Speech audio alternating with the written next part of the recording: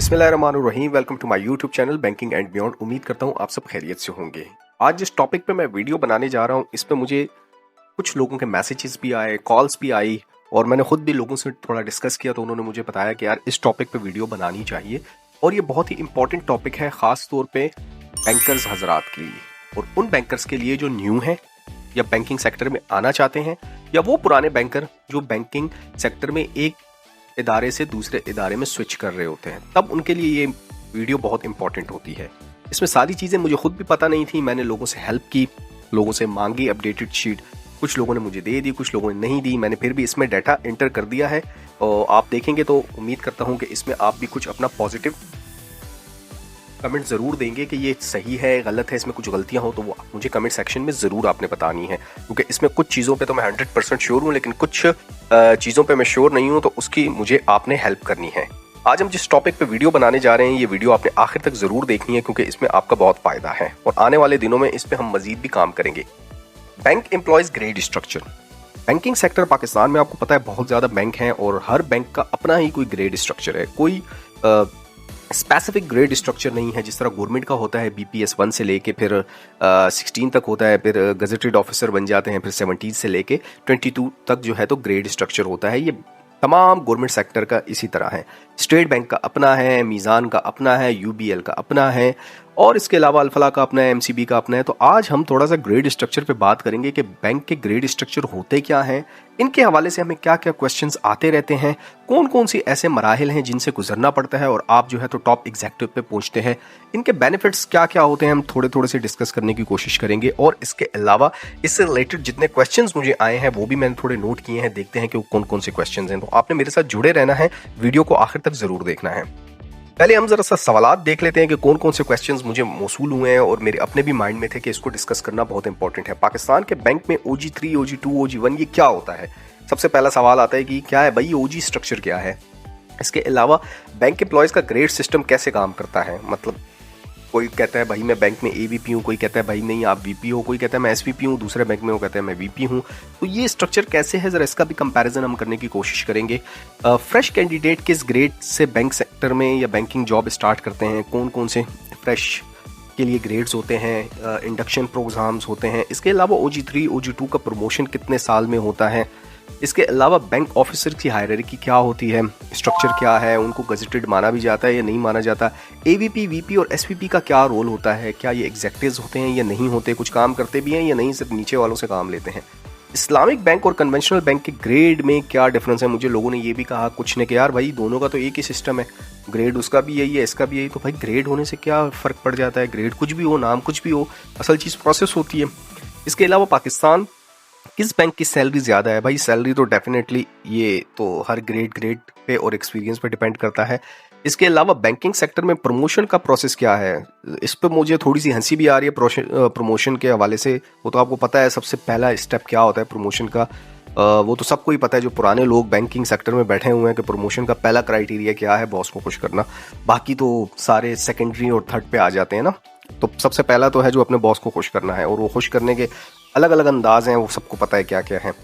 Banking sector की growth कैसे होती है, बैंकिंग सेक्टर में ग्रोथ कैसे होती है। डेफिनेटली बैंकिंग एक वो इदारा है जहाँ पे लर्निंग सबसे ज़्यादा है। मैं बैंकिंग को हमेशा पॉजिटिव लेता हूँ, बैंकिंग जॉब्स को पॉजिटिव लेता हूँ, ब्रांच बैंकिंग को पॉजिटिव लेता हूँ और वहीं से ग्रोथ होती है आपकी, वहीं से लर्निंग होती है। जब लर्निंग होगी तो डेफिनेटली अर्निंग होगी, अर्निंग मीन डैट आपकी ग्रोथ होगी।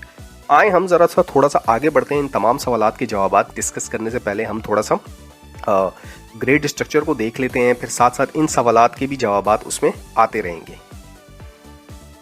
आगे बढ़ते हैं, देखते हैं हमने कुछ ग्रेड स्ट्रक्चर बनाए हुए हैं, मैंने लोगों की हेल्प ली है, कुछ दोस्तों की मैंने हेल्प ली है। ज़रा हम पहले स्ट्रक्चर को देख लेते हैं, फिर उसके बाद हम तमाम सवालात को एक एक करके भी देखें। जी स्टेट बैंक देखें, चूँकि हमारा बैंकिंग का वो कहते हैं माई बाप है, हमारा रेगुलेटर है, लेकिन उसने कोई एक स्टैंडर्ड स्ट्रक्चर नहीं बनाया हुआ कि अपने तर्ज का एक स्ट्रक्चर बनाता या फिर जो है तो किसी एक पैटर्न को फॉलो करवाता तमाम बैंक्स में। UBL, स्टेट बैंक, इसके अलावा MCB, फैसल, तमाम जितने भी बैंक हैं उन सब का चूँकि रेगुलेटर तो स्टेट बैंक है, लेकिन स्टेट बैंक ने कोई स्टैंडर्ड पैटर्न नहीं बनाया हुआ कि यार तमाम ने इसको फॉलो करना है। उसने सबको छोड़ा हुआ है कि भाई अपनी मर्जी के आप जो है तो ग्रेड स्ट्रक्चर बनाए। किसी ने 8 बनाए, किसी ने 10 बनाए, किसी ने 12 बनाए और किसी ने तो 16 तक बनाए हुए हैं। ये देखें, यहाँ पे मैंने ग्रेड स्ट्रक्चर निकालने की कोशिश की है तो ये देखें यहाँ से शुरू हो रहा है ये, और ये यहाँ तक जा रहा है। कोई कोई बीच में रुक गया है, कोई 8 पे रुका हुआ है, कोई 9 पे है, कोई 10 पे है, कोई 12 पे है, कोई 14 पे और कोई 16 पे है। आज हम थोड़ा सा इनको डिस्कस करते हैं, देखते हैं क्या। देखिए, स्टेट बैंक ने जो ग्रेड स्ट्रक्चर अपना बनाया हुआ है, स्टेट बैंक का, वो देखें सबसे लोएस्ट जो है यहाँ पे OG1 से शुरू होता है, फिर OG2 है, फिर इसी तरह OG3 है जो कि असिस्टेंट डायरेक्टर या डिप्टी डायरेक्टर होता है, फिर OG4 जॉइंट डायरेक्टर, OG5 है जॉइंट डायरेक्टर है, ये भी आता है जॉइंट डायरेक्टर में, ये जूनियर जॉइंट डायरेक्टर है और ये पूरा जॉइंट डायरेक्टर है। फिर इसके बाद जो है डायरेक्टर है, हेड ऑफ डिपार्टमेंट है। इसके अलावा जो है तो सीनियर मैनेजमेंट फिर आ जाती है और फिर इसमें टॉप के लोग आ जाते हैं, गवर्नर डिप्टी गवर्नर के लोग जो होते हैं ये स्टेट बैंक में आ जाते हैं। इसके बाद जो गवर्नमेंट का एक दूसरा बैंक है जिसमें अब हायरिंग जो है तो ऑलमोस्ट जो है तो प्राइवेटली हो रही है और इसमें कॉन्ट्रैक्चुअल हायरिंग हो रही है, पुराने लोग तो ऑलमोस्ट जा चुके हैं, वो है national bank of Pakistan. National bank का जो सबसे लोएस्ट ग्रेड है, नेशनल बैंक में दरअसल 2 किस्म के ग्रेड चलते हैं। एक जो चलता है क्लैरिकल नॉन क्लैरिकल ग्रेड चलता है, जो कि हमारे असिस्टेंट होते हैं, क्लैरिकल स्टाफ होता है, ये वो लोग होते हैं जो क्लैरिकल में आते हैं। और जो ऑफिसर ग्रेड शुरू हो जाता है वो OG3 सबसे लोएस्ट है, फिर OG2 है, OG1 है, फिर उसके बाद एग्जेक्टिव ग्रेड शुरू हो जाते हैं, AVP, VP, SVP, EVP और SEVP, और फिर इसके बाद प्रेसिडेंट होता है। तो ये जो 3 ग्रेड इन लोगों ने दिए हुए हैं ना, OG3, OG2, OG1, ये एग्जेक्टिव ग्रेड, ये ऑफिसर ग्रेड में आते हैं, और यहाँ से ऊपर के जो लोग हैं वो फिर आते हैं उसमें एग्जेक्टिव ग्रेड्स में आते हैं। तो नेशनल बैंक ने अपना जो ग्रेड स्ट्रक्चर है वो बिल्कुल सिंपल रखा हुआ है, और UBL ने भी इसी तर्ज का देखें ग्रेड स्ट्रक्चर रखा हुआ है। UBL का और नेशनल बैंक का ग्रेड स्ट्रक्चर ऑलमोस्ट सेम है। तो ये 8 ही ग्रेड है, इन्होंने 8 ही रखे हुए हैं, लेकिन यहाँ पे प्रमोशन बहुत लेट होती है, क्योंकि ये 8 ही ग्रेड है। एक बंदा आता है OG3 पे और फिर वो अगर 2-2 साल में प्रमोशन लेके आगे बढ़े प्राइवेट बैंक की तरह, तो यहाँ पे जो है तो फिर तकरीबन वो 12-16 साल में ही इधर पहुंच जाता है। तो ये इतना आसान नहीं है। मैंने ऐसे ऐसे लोग देखे हैं नेशनल बैंक में जो OG3 आए थे, हायरिंग हुई थी जवानी के दौर में 22-23 साल की या 20 साल की उम्र में, और जब वो रिटायर होकर 60 साल की उम्र में जा रहे हैं तो या तो वो OG1 थे या तो वो AVP थे, और बहुत हद अगर उन्होंने लगाई है तो VP लेवल तक पहुंचे हुए थे। तो ऐसे भी लोग देखे हैं मैंने। बीच में एक ऐसा बंदा भी देखा है जिसने मुझे बताया कि सर मैं जो है तो मेरी हायरिंग जो है तो OG2 में हुई थी, OG2 में हुई थी और मैं OG2 में ही रिटायर हो रहा हूँ। ऐसे भी लोग मैंने देखे हैं। तो यहाँ पे हायरिंग तो हो जाती है, लेकिन यहाँ पे प्रमोशन बहुत ज़्यादा मुश्किल हो जाती है, क्योंकि यहाँ पे बेल कर्व का सिस्टम है और वो बहुत टफ होता है। बढ़ते हैं, चूंकि नेशनल बैंक और UBL का भी सेम ग्रेड स्ट्रक्चर है। इसके अलावा MCB का अगर मुझे जो ग्रेड स्ट्रक्चर मिला है, अगर इसमें कोई गलती हो तो आप मुझे कमेंट सेक्शन में ज़रूर आपने बताना है कि यहाँ पे गलती है। MCB के जो ग्रेड स्ट्रक्चर है वो देखें, ये आपके सामने, मैं एक एक को पढ़ के नहीं बता सकता, वीडियो बहुत लेंथी हो जाएगी। इनके जो ग्रेड स्ट्रक्चर मुझे मिले हैं वो टोटल 11 ग्रेड स्ट्रक्चर है। देखें, OG4, 3, 2, 1, फिर AVP, FVP, VP, SVP, EVP1, EVP2 और SVP, इनके 12 ग्रेड स्ट्रक्चर हैं। इसी तरह फैसल बैंक का जो भी ग्रेड स्ट्रक्चर मुझे मिला है, इनमें भी टोटल 11 स्केल्स हैं। ये देखें 11 तक हैं। फैसल बैंक का भी जो मिला है OG3, 2, 1 और इस तरह करके, कहीं पे AVP है, कहीं पे VP है, कहीं पे RVP है, कहीं पे FPP है, पता नहीं कौन कौन से इन लोगों ने डाले हुए हैं। लेकिन इसका जो ग्रेड स्ट्रक्चर है बैंक ऑफ पंजाब और फैसल बैंक का, इन दोनों का जो ग्रेड स्ट्रक्चर है वो आपको मिलेगा यहाँ पे। देखें 11 स्केल्स हैं, यहाँ पे 11 ग्रेड्स तक हैं। देखें, मतलब 11 जम्प्स आपसे लेनी है और तब जाके आपने SEVP तक पहुंचना है। इसी तरह अगर एलाइड बैंक की मैं बात करूं तो देखें ये MG स्ट्रक्चर चलाते हैं। MG स्ट्रक्चर में MG12 और फिर उल्टा इनका सिस्टम चल रहा है 12, 11, 10, 9 इस तरह करते करते MG1 तक आते हैं। तो इनके जो स्ट्रक्चर हैं वो तकरीबन 12 देखें 12 तक हैं, 12 ग्रेड्स हैं। इसी तरह अगर HBL की बात करूं तो ये भी जहां से मुझे मिला है जिस सोर्स से, तो वहां पे भी मुझे बताया गया है कि ये भी इनके भी 12 स्ट्रक्चर्स हैं, 12 ग्रेड्स तक आना पड़ता है। ऑफिसर से शुरू होता है, फिर इस तरह AM है, फिर M है, फिर SM है, और फिर इस तरह DGM है और फिर GM है। इसी तरह बैंक अल हबीब की मैं बात करूं तो वहां पे भी 12 ग्रेड्स आपको मिलते हैं। सब ऑफिसर, OG, फिर AM, मैनेजर, सीनियर मैनेजर, फिर चीफ मैनेजर है और फिर सीनियर मैनेजर है, AGM है, और इसी तरह हबीब मेट्रो की बात करूं तो वहां पे भी आपको 12 ग्रेड्स मिलते हैं। 12, 11, 10 इस तरह के ग्रेड्स आपको मिलते हैं। ये देखें हबीब मेट्रो में भी 12 ग्रेड्स हैं। इसी तरह JS बैंक की मैं बात करूं, चूंकि JS और बैंक इस्लामी जो है तो अब एक ही है, चूंकि उसका नाम अलग है और ये चूंकि एंटिटी JS बैंक की है, तो वहाँ पे भी पहले बैंक इस्लामी में लेवल 1, 2, 3, 4 हुआ करता था। अब जो है तो इन्होंने जब से JS में आया है तो JS ने इसका स्ट्रक्चर अपनी तरह कर लिया है। OG3, OG2, OG1 करते करते इनके जो ग्रेड स्ट्रक्चर है दोनों के वो 13 स्ट्रक्चर्स मिलते हैं। आपको 13 जंप्स लेनी पड़ेगी। मीज़ान की अगर मैं बात करूं तो यहाँ पे इन्होंने ग्रेड स्ट्रक्चर बहुत लेंथी दिया हुआ है। अगर मैं बात करूं तो यहाँ पे शुरू होता है जी एसओ ओ 2 से ऑफिसर 2, फिर एसओ 2, फिर SO 1, M 2, M 1, AVP 2, AVP 1, इस तरह करते करते हर चीज़ में इन्होंने दो डाले हुए हैं और आखिर में जाके जो है तो इनके 15 ग्रेड्स मिलते हैं। 15 के बाद भी जी इनका डिप्टी सीईओ है, फिर उसके बाद सीईओ है। तो मतलब 15 स्ट्रक्चर्स हैं, 15 मतलब आपको जंप लेनी पड़ती है। लेकिन मजे की बात यह है कि हर 2-3 साल बाद यहाँ पे प्रमोशन हो जाती है अगर आप वेल डिजर्व हैं और अगर आप काबिल हैं तो यहाँ पे प्रमोशन जल्दी जल्दी हो जाती है। अगर मैं बात करूं बैंक अल-फलाह की, तो बैंक अल-फलाह का जो मुझे ग्रेड स्ट्रक्चर मिला है वो OG3, OG2, OG1, फिर AVP 1, 2, RVP, VP1, VP2, SVP और इस तरह करते करते करते इनका भी जो है तो माशाल्लाह से 16 स्ट्रक्चर्स मिलते हैं आपको। तो ये बहुत ही लंबा स्ट्रक्चर है।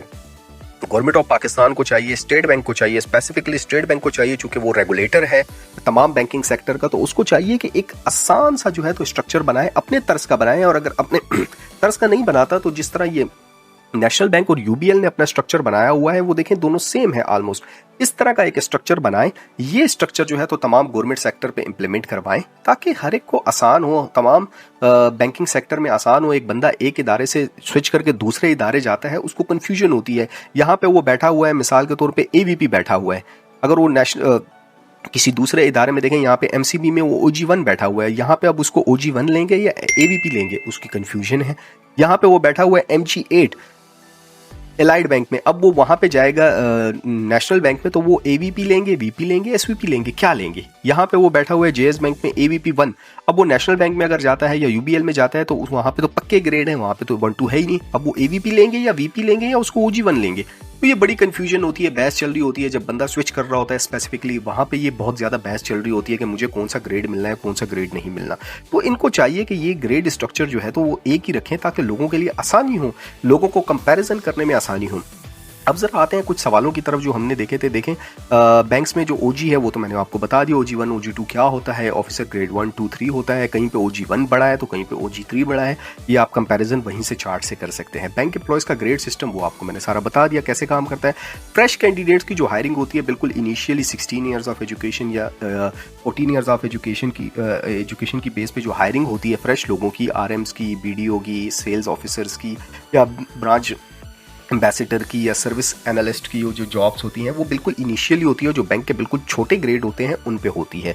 OG2 OG2 की प्रमोशन या OG3 की प्रमोशन कितने साल में होती है, तो हर बैंक का अपना क्राइटेरिया, किसी में 2 साल है, किसी में 3 साल है, किसी में 4 साल है। लेकिन प्रमोशन का क्राइटेरिया हर साल आपके मैनेजर पे डिपेंड करता है कि वो कब आपको प्रमोशन देता है, उसका डेफिनेटली कोटा भी होना इंपॉर्टेंट है। बैंक ऑफिसर हायरार्की वो मैंने आपको कंप्लीट डिटेल में बता दी।